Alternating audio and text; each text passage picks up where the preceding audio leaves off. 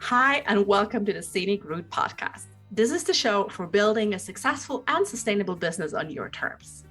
My name is Jen, and I'm a rebranding sociologist with a soft spot for rhubarb pie. Each week, I'll strive to expand your branding, business expertise, and mindset capacity. I'm so excited you're here, and now let's get into today's episode. Nosheen Khan began her online journey in 2004 when she lost her corporate job due to health reasons. And she started out gloriously in the online business world with a job that paid her 33 cents an hour. That's right, 33 cents an hour. But with that, she learned to never underestimate the power of opportunities, because this 33 cents opportunity led to other huge opportunities like becoming a founding member of startups like Upwork and then Signify, or building 2 coaching business, or becoming a best-selling author, or publishing not 1 but 2 books. And recently she founded a SaaS company and became an active investor in startups. So she learned to always see the value of opportunities and to, even if you're feeling uncomfortable, do something for 100 times. And she'll also talk about productivity, business strategy, and automation, and everything to simplify your business so you stop duct taping it together. Nosheen Khan, welcome to the Scenic Route podcast. I am so excited that you're here. How are you? Hi, Jennifer. Thank you so much for having me. I am more excited actually, because I just love talking to you. We talked and it's never ending. Thank you so much. The pleasure is all mine. We had a good pre-conversation, and I'm sure it's going to be a great conversation about, I want to know more like who you are and what the stories that shaped you. So can you briefly walk us through your story, like how you started, how you got where you're today, like what were the big crossroads in your life, like the moments you fucked up, the pivotal moments, like give us the brief walkthrough. Sure. So I come from a military background. So I'm all about I'm very ambitious. Okay. And back in the day, it wasn't such a thing when a woman would be like so ambitious. But anyway, that's a story for another time. That makes you sound like you were born in the 40s. Well, I was not, but still. Or I get maybe it. we're more of that conservative family who were still living in the 40s and not really adapted to the modern world.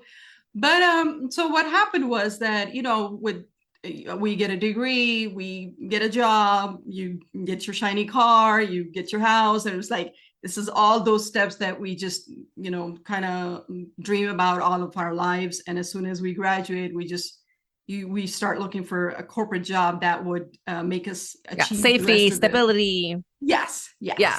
And especially like I suppose even more so when like that's also why like your parents like emigrated to the States, right? Like to like aim for a better life, to improve.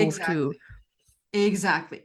And that was just things are different now because now we're all about entrepreneurship and having your own business and all that. But back then, no way.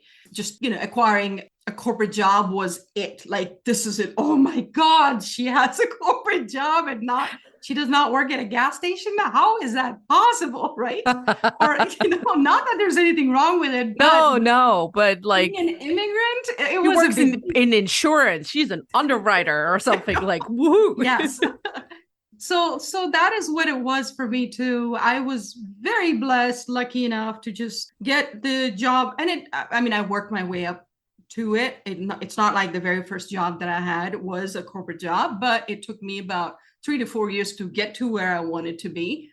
And then came all those shiny things that I wanted, and it was it. That was when I was like, okay, time to be stable now, right? Yeah. And that is when the bombshell happened, which was that I lost my job. I lost my job because of my own health reasons, and there's no way that anybody prepared me for that. I'm gonna say I had not until that time like really faced rejection or failure. So I really did not even know what it would look like, let alone being prepared for it. No way. So you just all of a sudden, right? So Nosheen, just enjoy rest at home and we'll find somebody else. And here I am like, okay, now what? And since it was purely for health reasons, so it's not like I could have just gone and get myself another job at another corporate. It was just, the problem was me or my health, right? Yeah. Was it the first time you've experienced health challenges? Let's call it that. Yes, very first time. It was my back, right? And after my firstborn was born, that is when it started happening. And it's still an issue, right? So it was, if it was something from, my childhood, I could have prepared for it, or just be more like, I would have known, right? But this came out of nowhere. So yeah, but the thing is, how can you know? Like, I mean, I have a similar story, right? Like, I had no health issues whatsoever until I gave birth, and then it was like, like, thank you very much. No one told me about all the free gifts I'm getting with giving birth. Thank you. Yeah, thank you. Return to sender. Yes. So I'm kind of wondering, when you said like you've never felt like a disappointment and letdown, I'm curious, what cut deeper, the hurt, rejection, letdown from your employer or from your body? Ooh, great question. So first, of course, I blamed my luck, and I called it like the evil eye, like, oh my God, I had it all going well, right? And you know how in our, culture, we do believe in evil eyes, like, oh my God, everybody's just, and that's why they jinxed it for you, or now, this is what you get. So that's, first, I thought that's what it was. Because like I said, I had never kind of let go from a job, or I was never, that I was always, you were a high achiever, like always the good grades, always like the model A student. Exactly. And I felt myself kind of did not fitting well with other girls my age, because I was all about business, doing this and all, and they were all like, fashion, girls, makeup, and boys, right? This is trendy, and get that, all that. And you're like, you see what the stock market is doing today. There you go. I was into stocks too. I love it. I never fit in there. So anyway, but then when I just lost it all, I was like, okay, now what? So that where do I fit in now? What's my box? Exactly. I just only fit, at that time, I just fit on the bed because I was bedridden, and that's about it. Yeah. And so I did, I did do some rest, possibly maybe like 2 or 3 weeks, but then I was like, I need to do stuff. This will drive me insane. I cannot just be in bed and not do anything. When you're like an overambitious person, you cannot just not do anything, right? It's just, it will kill you, right? No, it's completely easy. Right. No, I'm like, oh God, I remember all the times like my partner was like, just stay in the fucking bed. Why are you getting up? I'm like, but I just want to, like, no. Right. Yeah. I totally, yes, that's exactly what happened. So I just found myself searching online. First, what I did was I made a list of what I was doing at work, right? I just wrote down whatever my job duties were, right? Yeah. Making phone calls, or, since I was in the mortgage industry, like getting payoffs or requesting it through mail or fax or whatever. And I was just writing things down. And I was like, okay, back in the day, underwriting, online underwriting was not a thing at the time. And of course, work from home was not a thing at the time. So I ended up just choosing maybe like 3 things that I could do.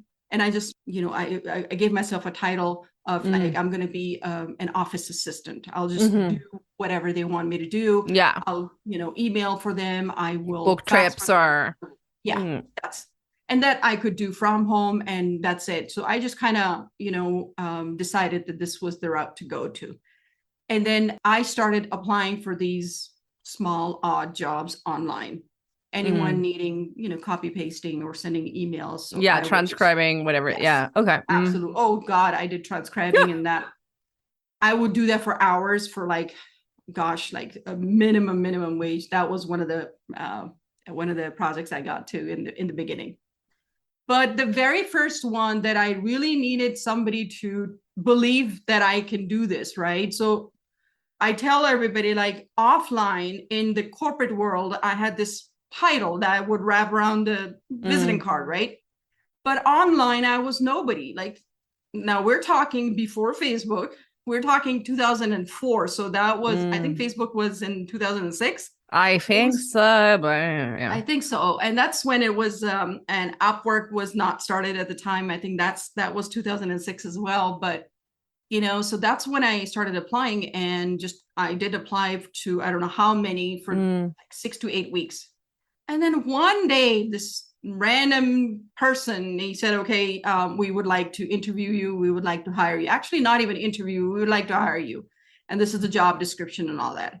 I was like, yes, I did it. This is all I'm going to do from bed. And I can still, make a living. And this is good. Yeah. This is still not that bad. Only to find out what my pay was. So we're talking corporate. I was thinking, okay, if it's really bad, like really bad, I was making about 27 plus at the time per hour. It's like, if they're so bad, maybe they'll give me like 15. I went really conservative, right? Yeah. I was like, if not even 15, how about 10? There's no way I will work for anything under $10 an hour. What did they end up offering? 33 cents per hour. An hour. Per hour. I want to say this again. It was not even a full 50 cents. It wasn't even a full dollar. Okay. It wasn't even a half dollar. It was 33. But they knew that you're living in the States. Like, I mean, not that you can get by with that money anywhere in the world, but right. I don't know. When I first found out this is what they're doing, I had already accepted the project. I was like, I'll do it. I was so excited about it. But oh boy, I was so disappointed, ashamed. I never told anybody what I'm getting paid. Never. So this was my trick at the time. Okay. Everybody thinks, oh my God, she has a job. She works on her laptop and she gets paid. And it was like I was the it girl. Oh my God. She's like, and like the small print, it said she's getting paid 34 cents an hour. Right. So this part nobody knew about for I don't know how many years. I say this story now because I'm way past that. And it's also kind of hilarious. Like it is. I mean, I get it, right? Like you're so excited. And when you start out, you lack boundaries. You don't like better judgment because right? But you lack boundaries. You're kind of like, well, I kind of said yes, so I don't know. I'm gonna see it through. Like we're high ambitious, high achievers. We're gonna see it through, no matter the cost. Yes. And I was actually crying after 1 week. I had worked so much. I don't know how many hours I worked, and I looked at what I had made. $7 whopping. Okay. Oh my God. Which is like a bad hourly, like a bad hourly. Yes, even for an hourly, it is so bad, right? Yeah. And I was like, is this really worth it? Should I even be doing this? Like after a week's work, I can barely afford a Starbucks. Right? Coffee. Not even. Yeah. Like without syrup or anything, just maybe like a flat, like a black coffee, an Americano or something. Yeah, I actually was not able to afford any Starbucks for the longest time anyway. So yeah, that's just how it all started. And it was a 3-month project. So oh my God. Okay. I just told myself, I'm just going to go over this, just do it because I need them to say that I did a good job. I need a review. And did they? Yes. Okay. So did something come from this? Yes. So I was like, at least this, I mean, now people pay to get reviews, but back in the day, there was not such a thing. So at least I was like, okay, let me just get a review so that people online, I can tell them, look, social proof, you're legit. Social proof, right? And so 3 months were over and that project was over. They left a review, 5-star rating. I was like, good. Next project based off of that 33 cents was like $1.50 because now they know that what I was getting paid 33 cents. So they were not going to give me like $20 an hour. So I was like, okay, as long as it's a short project, I'll do it. And it was like not even a weekly project. I just went ahead and did that. And then the next one was for $3 and then $5 and then $8 and then $12. And then that's just how they kept increasing. Okay. And then I'm going to say this was my gift for jumping on that opportunity. This was something I was rewarded with for not saying no to the 33 cents opportunity. I got offered a corporate job from home from startup called Upwork today. So I was like, okay, this is it. Everything is, it's Lady all work. Luck was smiling upon you. There you go. There you go. She was like, you know what? That there you Nosheen go. girl. Damn, she worked for 30 cents an hour. We got to give her Right? something. let's go give it to her. Yep. I seriously call this my my reward for not saying no to the 33 cents. Otherwise, I would not have received that because it was based off of the referral of that. Yeah. Yeah, one thing always leads to something, and then it always leads to something. So if it had not started there, then I would not be where I got that. And then, of course, back then it was called Odesk, and that is when I started with them. We were just like 12 people, not even.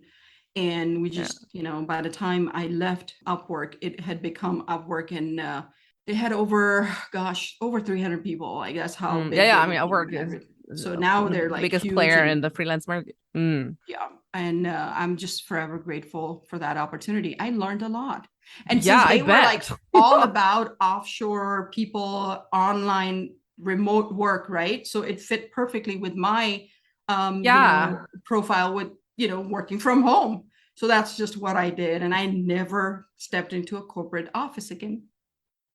Yeah, and I feel like, I mean, it's probably also like it was probably also such a good fit, like startup mentality, like you're always in the business, high achieving, Upwork, like got seeding money, like was able to scale pretty fast.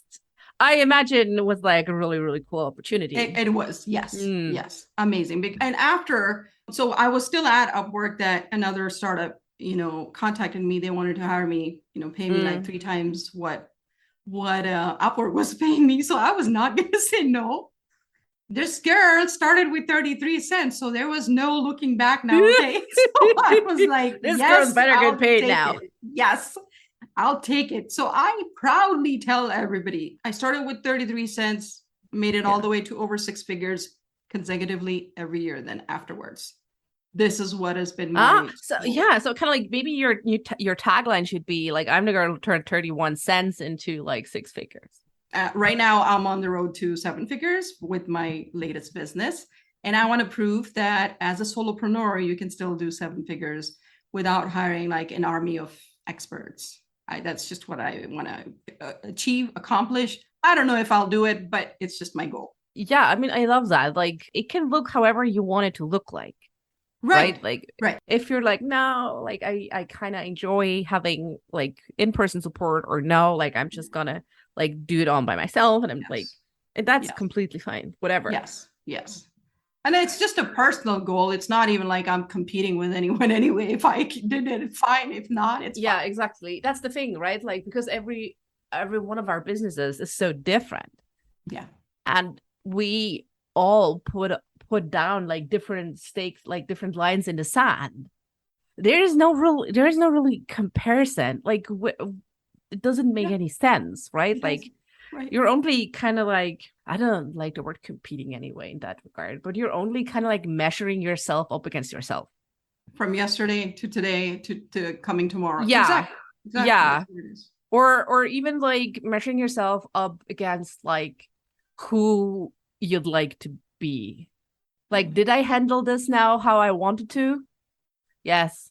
Okay, fine. Like, clap on the back. No. Why? Maybe because I was tired. I was cranky. I didn't eat right. I didn't drink enough water. Whatever. Right. And then and be like, okay, then maybe I should pay attention to this. Right. Totally. But I'm curious. Yes. We're circling back. I don't know if you unintentionally or intentionally have not answered my question. Okay, it would have been unintentionally because I talk a lot and I just start. No, it's fine. I'm the same. But I'm just really curious because I feel so strongly about this because I can relate. The time when you got fired from your job and you got because of your health, what cut deeper? The hurt and let down from the company or from your body? So the body part did not hating my health did not come up for way later because maybe I was in shock. So the rejection from the job that was cut deeper, and then it was the first time too that I got it was a failure that I had not experienced anything like this. Mm-hmm. And if it was something from, or call it my very overambitious personality, that I was still thinking about, oh my God, how could this happen to me? Like, how? So I did not think about my health, or I did not blame my health for the most part. I did not. And I still have health issues. I still have the same problem, but I cope with it better now. And we're in a better, we're in a better world now, in an internet world. Yes, for sure. Yeah. So no, I did not. It was the rejection from, the first time facing that rejection, that cut deeper. Yes. Yeah. I'm curious. You said it only came kind of like way later that you felt, okay, this is also like some negative emotions towards the body. Yes. Can I say it like that? You can say that. So remember when I said when I was crying when I looked at my paycheck, right? I was like, why me? So that was hating my health for that reason. If only I could go out. I remember saying this a lot back then. If I was able to work outside, like not online, but offline, and go to an actual office, a proper office. I would be making a ton of money. I remember saying this multiple times. So yes, I was hoping and waiting to get out of it. In the days when I was struggling with, 33 cents or, $1.50 and then 3 cents, it was there. This was the only reason why I was making this much, or trying to make my way up, was because it was starting from scratch, like zero, as if you're born just now. Yeah. Like, so whatever I had learned and done before that just did not matter at the time. Yeah. So it did not count. So yeah, I did find myself for, until I started making, 6 figures, I did blame my health pretty much every day.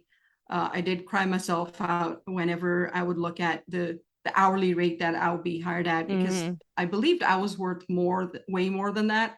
And I had proved to myself that I was worth way more than that.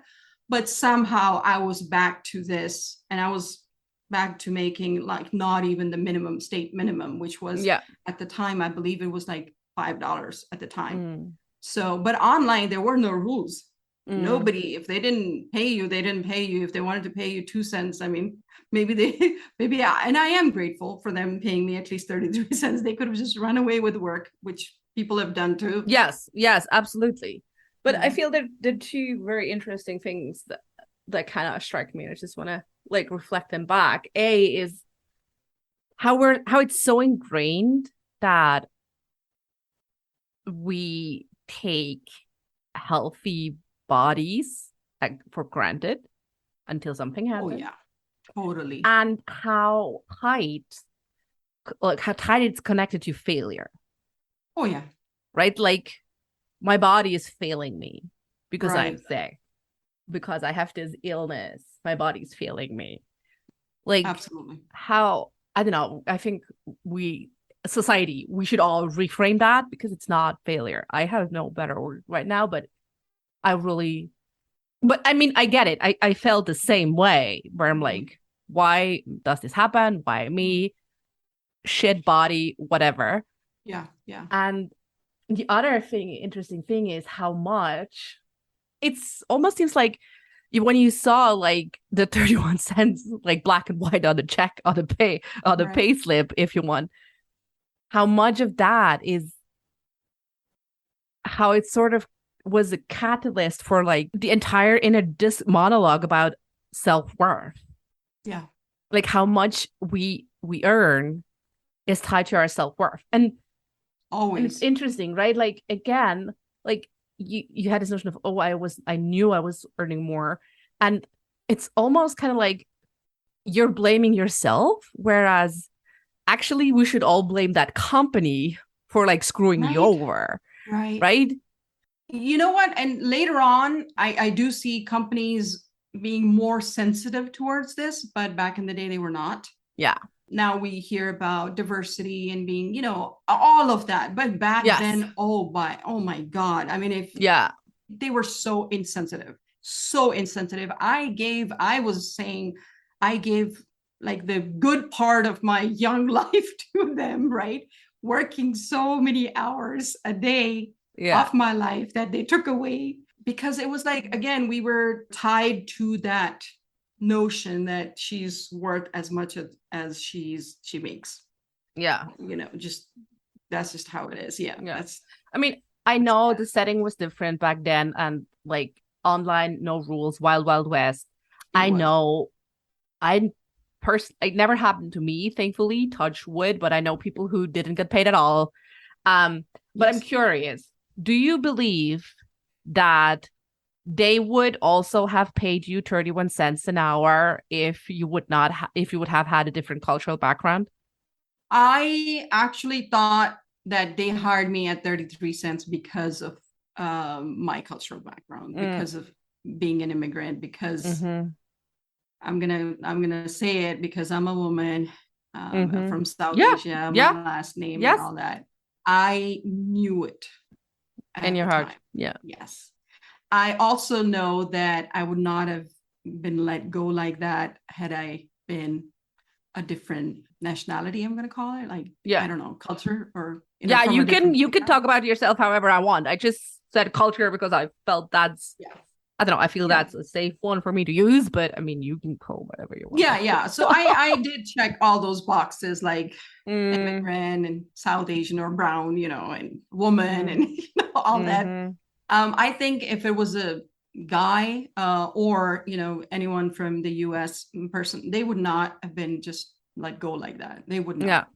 I felt that multiple occasions, multiple times, and that is part of all the failures and the rejections whenever I felt was due to this. I don't really talk about it, because even to myself, if I start to let this bother me, then it just slows me down to whatever I want to achieve. It just takes me back, right?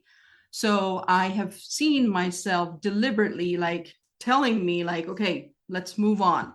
I want to get out of this scenario. I want to get out of this situation. Yes. Action taker, not a victim. Thank you. So I always either, very graciously stepped away from that, or whenever it was done, I knew why it was done. I just knew it. So that has been a big part of, and I am who I am. So it really doesn't change anything. I just told myself that I'm going to be that person who's going to be remembered for that. She just never quit. She just never did. So that's what I kept doing. And I'm still doing that. That's awesome. Thank you. Yeah, I can relate. Like I had, like back in my corporate days, I had several instances where I know, and it's that deep down, that knowing, like deep into your bone marrow, where like, if I would have had a penis right now, you would not talk to me this way. You would not pull this shit. Yeah, I mean, I got the white skin going for me, but I mean, there were several other occasions where I know you're pulling this shit because of how my body looks and of how it's not like a size 0. Like you would not have talked to me like this if I would I don't know. Totally. But yeah, so you're aware of that, and you're trying not to let it come too close, because I get it. And you're like, I can shape my own story. And for me, it is important to be remembered as someone who saw things through. Yes, it's important. Otherwise, if you were doing the comparison, if I kept doing it, there was no way I would move an inch forward. You just don't make progress like that. You don't. You need to kind of, when they say pick up the battles, right? So this was that battle that I did not want to pick up on. Comparison. I wanted to pick up on, how to do well in business and compete with myself, become better. Again, I'm not competing with anybody. I know that 8 months from, right now, I was a totally different person. And, in the next year, it'll be a totally different. I'll be. Oh my God. Person. Yes. So yes. That's what it is. Otherwise, it's kind of, actually, it's pretty sad if you keep thinking about the way people treat you because they're going to treat you bad. the way the rejection or failures make you feel, because then you want to stay there, be that, what is that word? And that mindset, God, I'm forgetting like that word. like victim mindset. Victim, yes. Okay. Yes. Okay. See, look, you're like, I don't even know this word. Like, what's there it? you What's go. it? I know, sister. That's embodiment. I love it. So yeah, otherwise, and then you like staying there. If you don't really intentionally or force yourself out of there, you will stay there. And again, this was not my battle. I did not want to win it, or I did not even want to get involved. Yeah. So I didn't. But I don't know, playing devil's advocate, is that not the wisdom of the Nosheen now? Like, were you not in the comparison game when you started out? Like your first entrepreneur, like when you started your own business after Upwork? Like, yes. I mean, I remember when we first talked, you said like you took all the courses and all the coaches, you work with all the coaches, took all the courses, whatever, everything under the sun. I've seen it. And like, that was a comparison move, wasn't it? It was. Yes. Yes. So again, I chose that type of comparison. Then, oh my God, why is my skin brown? And, why is my background from South Asia? Right. Yeah. I just thought that was a better comparison or more healthier one. And then I'll be honest, the books that I've read and the coaches that I work with, they all taught me this, that if you're ever gonna win this game, it is gonna be like not by comparison. Yeah, I know that even if at times I did compete myself, it didn't get me anywhere for the longest time. And when I know I stopped, everything skyrocketed, right? And that's just how I learned. I'm gonna say I learned my way through it for not doing it. Now, I mean, I still face rejections. So many people that's part of life. Yeah, mean things, dust myself up, let's go. That's it. No harsh feelings, because I just don't want that bitterness inside of me, right? It did hurt. It did hurt. If I think about it again, it will hurt again too. I want to keep myself focused, and I'm going to say just not so that I don't get distracted from my goals, because I either want to live here or here, right? In my thoughts. Yeah. And yes, of course. How it is. Yeah. Yeah. You can always make the conscious decision. And my therapist once, like, explained to me like this, kind of like you're in a boat on a river, and like you have one side of the riverbank is like, one riverbank is like, as he said now, like the good side, and the other one is the bad side. And your boat always goes like a bit like to the good side, to the bad side. And it's natural. It's just, it happens. That's just the water, whatever. And like what matters is you're in control of the boat, and like how kind of like fast you can course correct. Yes. You're like, oh no, I'm going towards to the bad side. Oh no. Yeah. No, thank you. Going back. Totally. So like, sometimes we don't really know what's the problem, but we feel kind of stuck.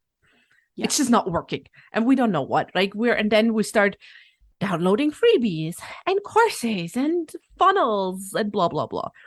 So would you say when you're feeling stuck and you can't really identify a source, to really look closely where you do the comparison game, in what parts of your business? So in the beginning, that's exactly what I did too. Download another freebie, just watch another webinar, do this, get distracted. 2 months later, I'm still stuck. 5 months later, I'm still stuck at the same issue. I did that. Now I have very simple 3 rules. Well, first of all, I do want to tell you that before making a decision about anything, right? If I'm going to think like this or not, if I'm going to go this way or not, it's like, my kids love this phrase, and they make fun of me too, that our mom loves to use this word or phrase, decision fatigue. So stuff that I don't want to decide on because it'll give me decision fatigue, that means it's not important, right? So I just totally go the other way. And now what I do is there are just 3 buckets that I have, and this will be for anyone, whether you're stuck in life or in business, anything. So there are three buckets. Mm-hmm. One is mindset, the other is skill set, and the third one is tool set, right? I have seen that almost 90% of the time, it was mostly the mindset bucket that was making me feel stuck, right? So I knew that I had to work on that, right? Yeah. But the 10% time that I thought it wasn't the mindset, because I'm all so positive and, oh, this is going to be, I'm going to do it and all that. Yeah. Then what? Then it is possibly the skill set. I don't have that type of a skill set. And I'm still just struggling in that area, trying to figure it out. But guess what? It is not in my skill set. Okay. Either learn it, right? Yeah. Or go to the next one, get a tool that's going to make it easy for you. Yeah. Right. Yeah, I love that. And it works the other way around too. Like I sometimes see that with my coaching clients, like they're like, oh, okay. So I don't know. I once, oh, I love her. I love her dearly. She's a wedding photographer. And she was like, oh, I'm good at what I do, but I don't know. There's like this course I could do that would teach me, I don't know what it was, something about photography. Like I should do this and then I would become even better. I'm like, sure, you can if you want to. You can also do a bachelor's in art history for all, where.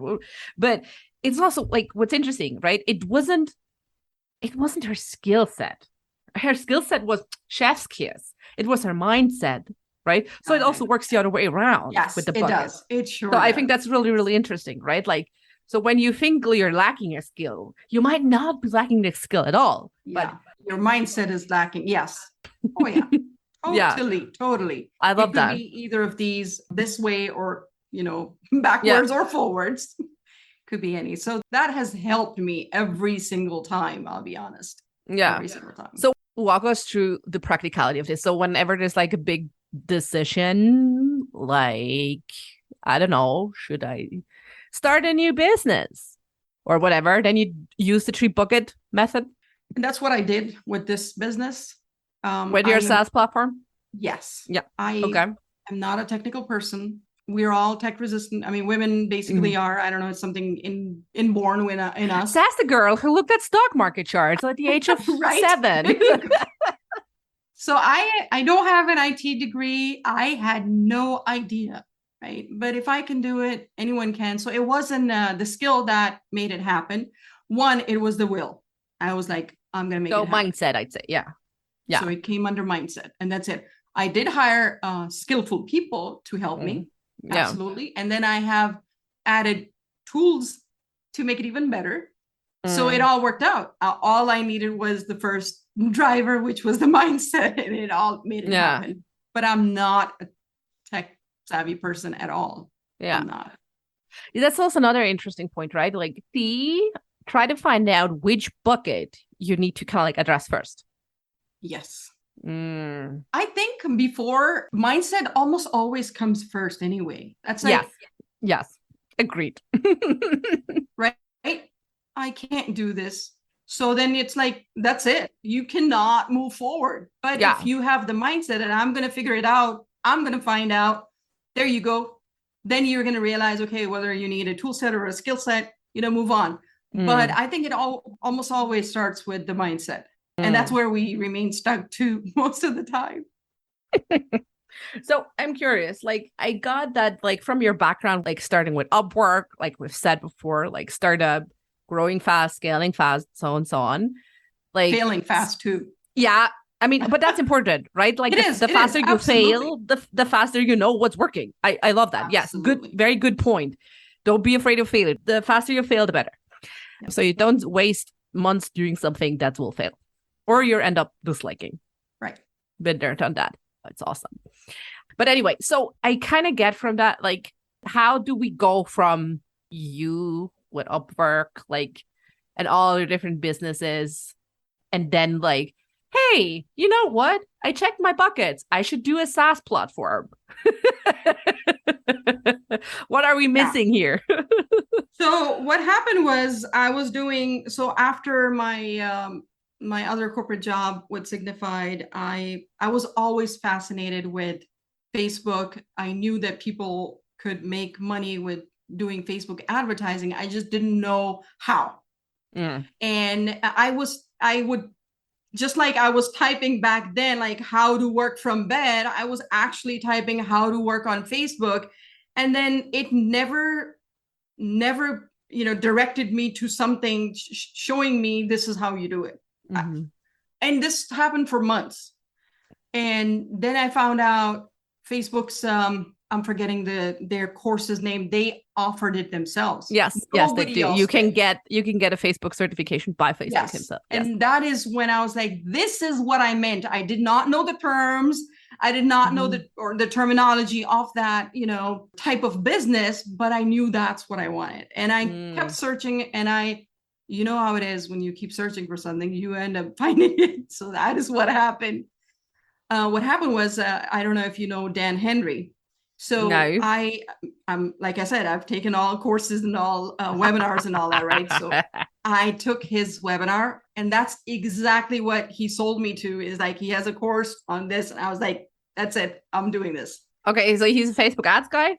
Yes. He does different things now, but that's how he started. And we're talking, like 2000 and I don't know if it was 16. That's when it was. Yeah. Okay. Yeah. I mean, yeah. That is how I started with digital marketing. That's it. I just did what he taught me, and then I started getting clients. Doing that, I realized that we are all duct taping a lot of tools together. Gotta have the funnels, gotta have the autoresponder, gotta have a text message. The 7-part email invitation. Yes, gotta have this and that. And it's like, okay, use Zapier to connect this so that we can see this. And it was just this whole, it was all duct taped, and we were just hoping it was all sapped together. Yes. We would just hope that nothing breaks, right? And so whatever I was doing for my clients, in order to put that all held together through Zapier or other tools, I mean, I took courses in all those tools. And then comes, that's when the world was going to end, pandemic. And that is when all of my clients just, stopped, because we didn't even think we would live for another week or so. So there was no point in establishing your business or running Facebook ads at the time. So they all churned, right? Yeah. And now here I'm sitting like, okay, now what? What if the world does not end and I still need to, make a living? What's going to happen then? Yeah. So that is when I started launching my own courses. Yeah. So now, I mean, I've had like 2 courses, but you know how, I mean, it was the first time I did it. I was, okay, I could do better. Then I launched another one. Okay, this one, the third one, is going to be my ultimate one. Yeah. The cream de la cream. Yes. Okay. It was even called the ultimate launch. Okay. So that's how, yeah. And I worked on it for like good 4 to 5 months. Wow. You know how it is, like, okay, now you need this, like a 5-day challenge, and now a webinar, and then the landing page, and just putting all of this together. I'd say this escalated quickly. Yes. Yes. And so come the launch day, I mean, all jittery I was, I mean, I've launched courses, but I never launched a webinar. So, but I was so excited. I was like, okay, this is good. This is it, right? This is the ultimate one. And then nothing worked. There was some kind of technical error. Oh, no. And nobody could access. Nobody could. It was just, nothing was opening, no matter what I was doing. And here I cannot believe this is happening. And I knew people who knew somebody, and they were like these IT gurus, and they're like, oh, that's not a problem. We'll get it fixed in no time. And I was like, okay, so, maybe it'll get fixed. For the next 4 months, did not get fixed. Everybody kept saying, well, usually that's the case, but this time it's just, I don't know what it is. Yeah, you're waiting. You're at the mercy of like. Yeah. The next 3 months, I waited. And I tried to fix it. I waited for it to be fixed. Didn't happen. And that's when I was like, okay, that's it. I'm not going to work done with the shit. Yes. So that is what led me to what I created next, because we kept duct taping tools together. And that is what came, the idea that I'm going to get a tool that is going to have all those tools. So we stop duct taping and it's like an all-in-one platform for solopreneurs. So all these, enterprise level companies, they hire, enterprise level agencies and everybody. But, for solopreneurs, it's like, we don't need all of these, 89 things. I just need the first 3 things, but I'm still paying so much money for it. Oh, so God, yes. Yeah. What this SaaS got started. Yeah, like, I'm curious. So when you say it's like, it completely replaces, does it replace like Calendly? Does it replace kind of like a booking schedule thingy? Yes. Okay, I'm curious. So you're not paying for Calendly anymore. Oh, does it replace like an email software? Absolutely. With automated funnel, like with funnels and trees and blah, blah. Yes.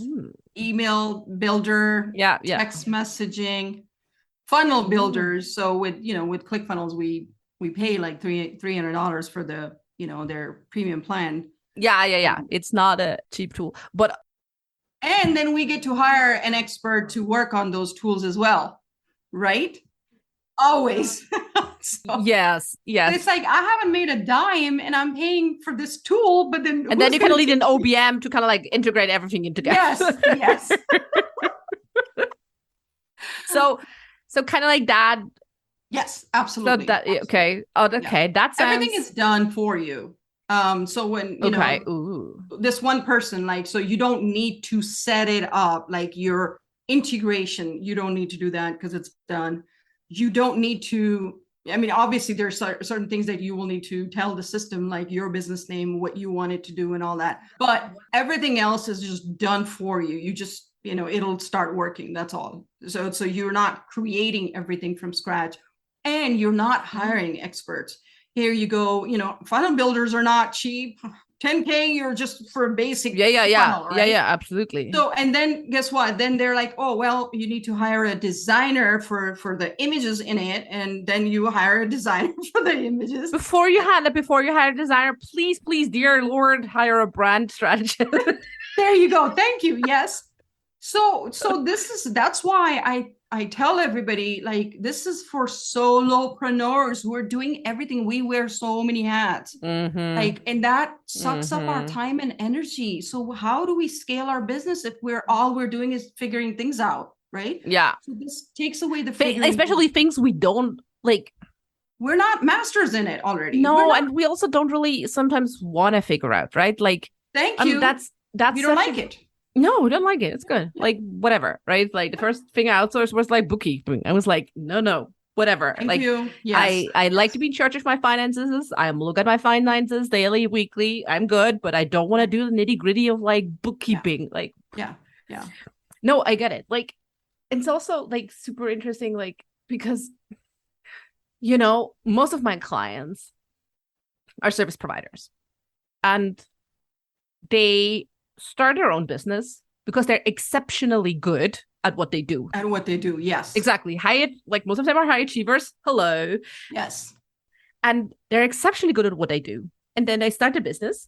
And then they would rather be doing that only. Yes. Good at. Yes. Exactly. But then they realize, oh, actually, I spent like maybe 30% of my time on actually my zone of genius on my service. And the other part is like, I don't know, social media and contracts and like following up with people and like scheduling and rescheduling. And they're like, totally. Absolutely.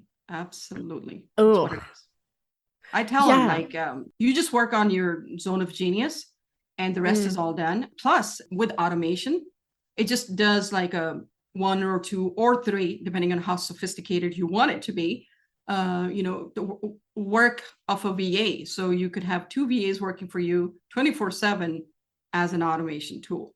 So you're not actually paying for those VAs. It's automation. What was kind of like the slickest, most efficient automation you implemented in your business where you're like, God, I wish I had done that like way earlier? Using the one inbox feature, like a unified inbox. which brings all the social media DMs, chat widgets, text messages, calls, missed calls, and emails. They're all in one place.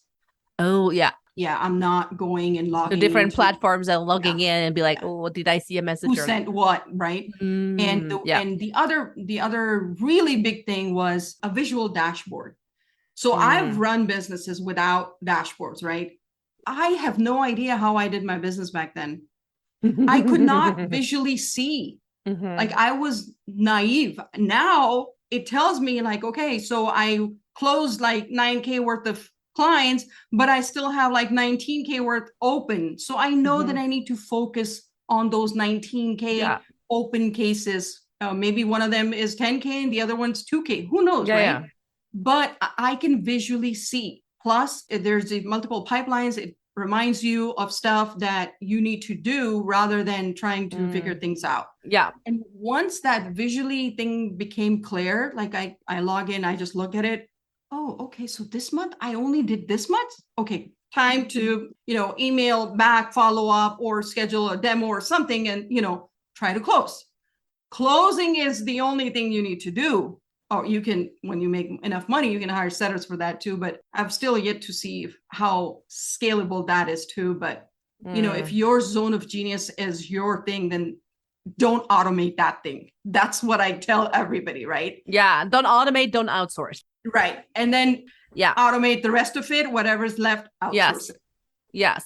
Yeah. Like I had to learn the hard way when I was like, okay, content creation, newsletters, social media takes up so much time. Like it just does, right? Like, and I was like, okay, I'm going to outsource that. And it didn't really work. Like I was not happy. They were okay-ish performing, but like, yeah.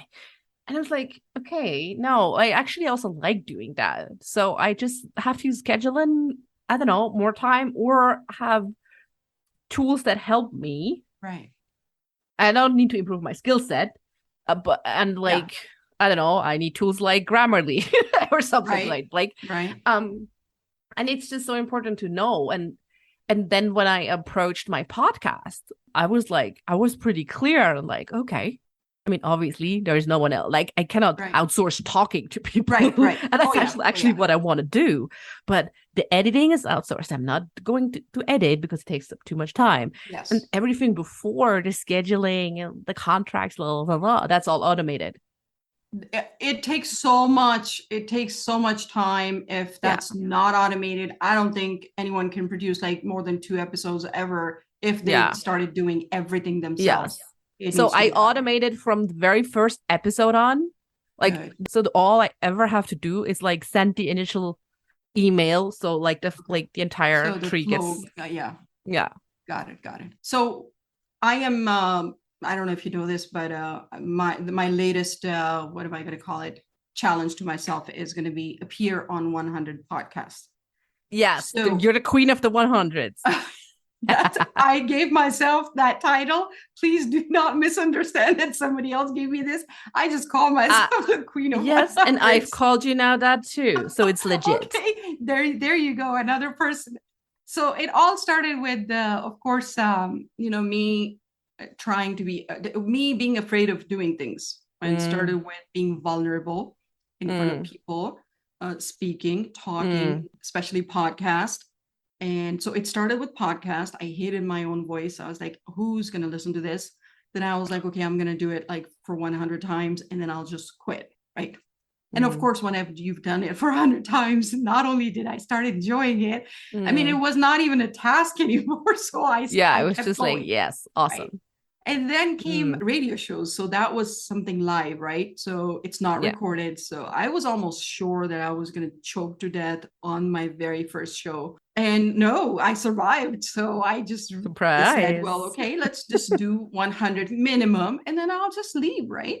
Yeah. And that's exactly how I kept going on. Then it went from YouTube videos. So now you can see my face. Boy, how much I hated that. I made these faces like when I was talking, I was like, what is this?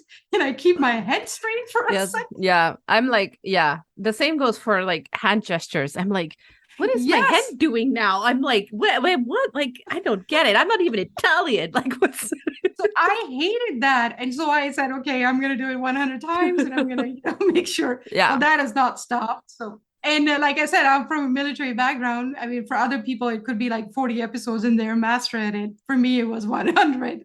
So then came Facebook Lives. Video and audio and live. Dreaded it. I was like, God, please help me. What is this? And then, you come to a point like this is affecting your business. You got to do this, right?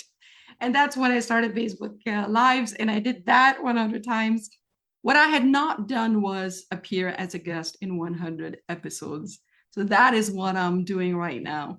So what I was going to tell you about this is appearing in 100 episodes and handling and managing that big of a challenge is not easy.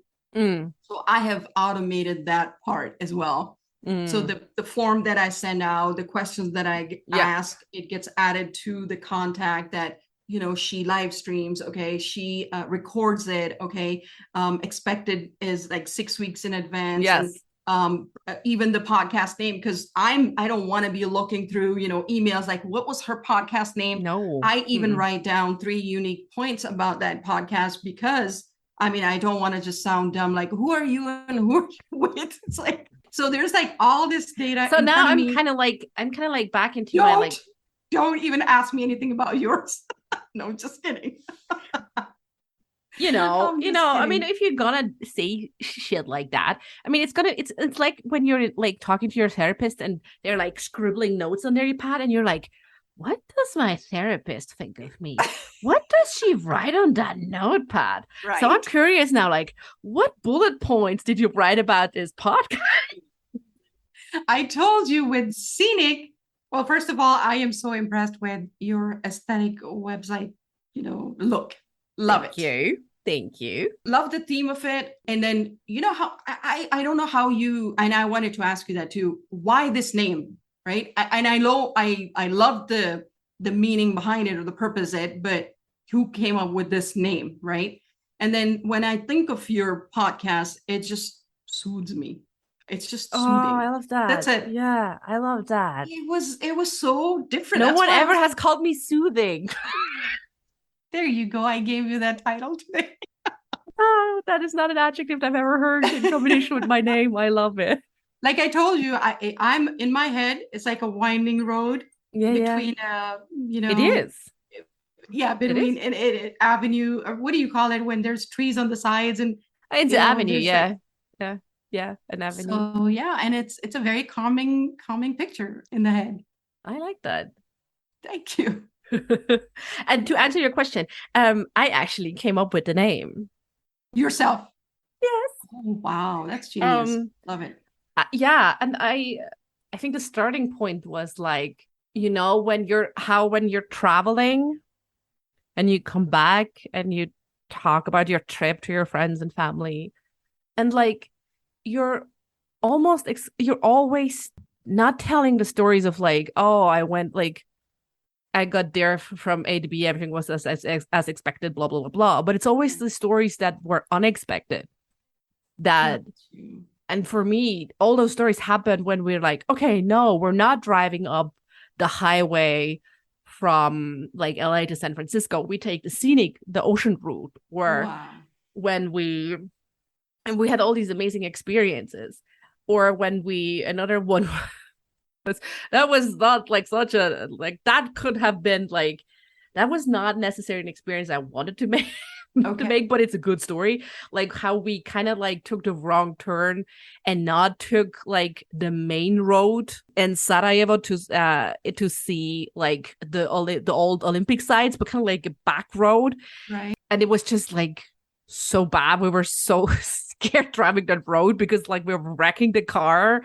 We knew like you should only drive on like really like not like country roads because everything could be mined, and we're like right. So but still, those were the stories like we kept on telling. So I kind of like the scenic route. This is actually where all the good stories are. Yeah. Loved it. That's how I came up with I want to know the story, the good stories of other people. Brilliant. Thank you. So to kind of like wrap up, we've talked about how like your new SaaS MBC sales automation, how it's the one place to kind of like go if you do not want to Zapier do business together. And if you don't know what Zapier is, in that case, do not even Google, just Yeah. because you brought something with us. I think it's a beta testing. Tell me about it. Yes, it is. It's currently in beta. I am, like I said, it's for solopreneurs. So it's only like, 1 to 2 people, side businesses, or and we all fit in that. It's not like I'm excluding. Oh God, anybody. And especially for women, because we're more tech resistant. Guys, I mean, they figure things out and they just go with it.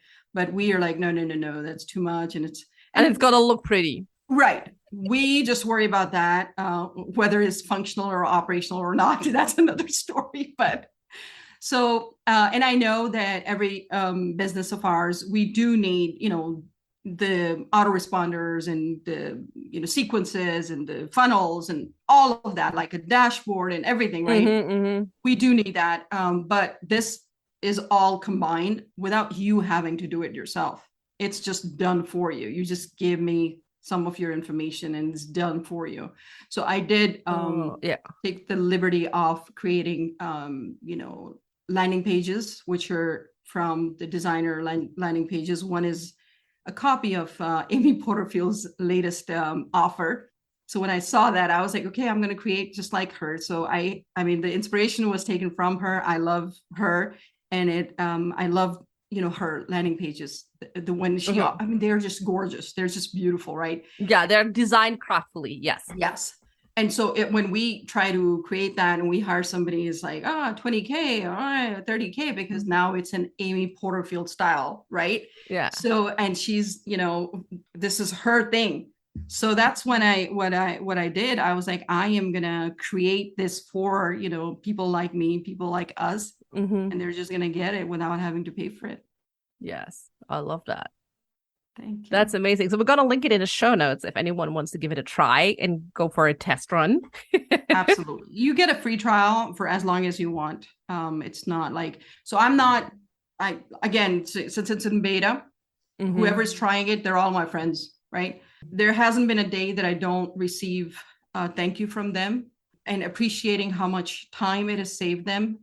I kid you not, what that does to me. I keep making it better and better. Yeah, I love that. They tell me like it has saved their time. It has saved their business. And now they are able to do what they love doing without having to figure the rest of the things out. And they don't have to hire like experts. It's like everything is right there. They're just using it. So yes, using it will take some time. So I do tell people to use it every day for 10-15 minutes until you get comfortable with it. Yeah. That's it. That's all. Yeah, I mean, you gotta kind of like be exposed to it. I get that. Yes. I love that.